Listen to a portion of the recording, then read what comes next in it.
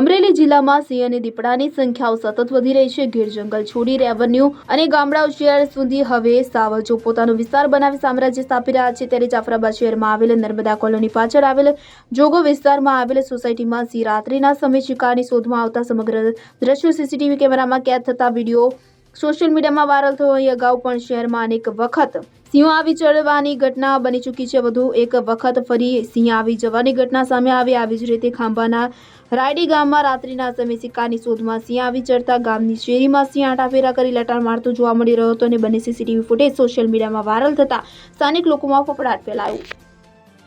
Bureau report CN24 news. હવે જુઓ દેશ દુનિયાની તમામ ખબરો તમારી આંગળીના ટેરવે. ઉઠાવો મોબાઈલ અને Google Play Store પરથી ડાઉનલોડ કરો અમારી CN24 ન્યૂઝ મોબાઈલ એપ.